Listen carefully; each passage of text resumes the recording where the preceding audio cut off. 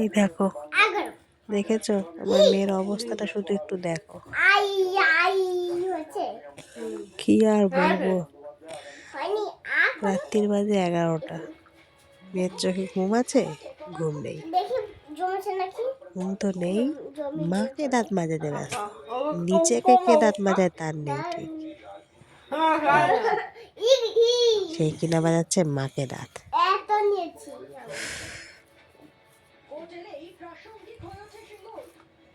এবার ছাড় আমাকে, একটু ছাড়। আর কিছুতেই ছাড়বে না, দাঁতে আমার দাঁতই না খুলে দেয়। এরকম ভাবে প্রায়ই আমার দাঁত মাজিয়ে দেবে। যখনই ও দেখতে পাবে যে আমি দাঁত মাজছি, দেখতে পেলেই হলো চলে আসবে আমাকে দাঁত মাজাতে।